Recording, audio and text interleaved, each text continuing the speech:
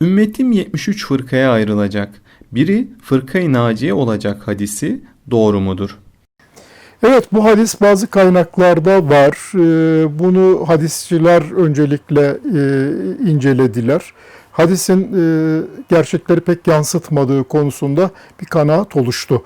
Diğer taraftan biz İslam mezhepleri tarihi disiplini çerçevesinde bu hadise iki değişik açıdan bakarız. Bir, bu hadis fonksiyonel olmuş mu? Evet, bu hadis uydurma hadis olmasına rağmen pek çok mezhepler tarihi yazarı bu hadisi esas alarak mezheplerin tasnifini ona göre yapmaya çalışmıştır. İkinci bir bakış açısı vardır. Bu hadis sosyal gerçeklikle ne kadar örtüşür? Bu son derece önemli. Bir, Hz. Peygamber'in sağlığında mezhep diye bir şey yok. Olmayan bir şey konusunda böyle bir ifadenin olması sağlıklı değil. İki, bu hadis birkaç açıdan İslam'ın ruhuna aykırı. Her şeyden önce İslam bireyi esas alan bir din, bir topluluğun kurtuluşa erdiğini söylemek İslam'a aykırı.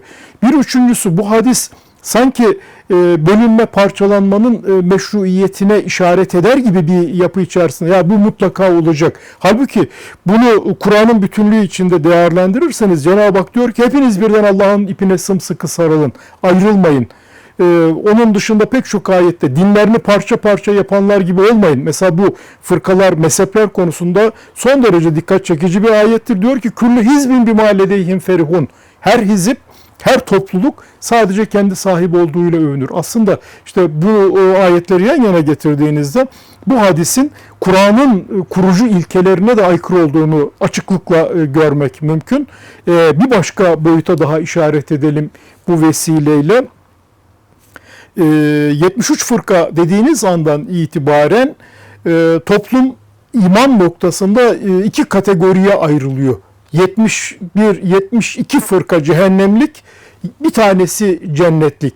Yani burada İslam açısından grup halinde cenneti garantilemek ya da insanların bir kısmını cehennemlik ilan etmek de gerçekten hem İslam'ın kurucu ilkelerine hem Kur'an'ın ruhuna aykırı. Bunu da görmemiz lazım. Yani ben bunu zaman zaman şöyle formüle etmiştim. Cennete toplu rezervasyon yoktur.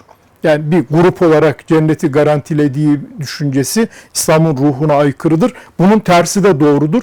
Hiçbir grubu, hiçbir topluluğu cehenneme gönderemezsiniz. Böyle bir şey yok. Yani cennete de hak eden gider, cehenneme de hak eden gider. Çok karmaşık değil. O yüzden bu 73 fırka hadisi problemli bir hadistir.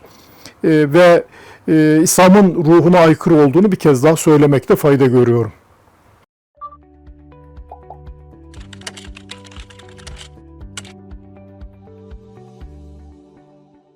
Merak ettiğiniz dini soruları yorumlar bölümüne yazın, uzmanlarına soralım.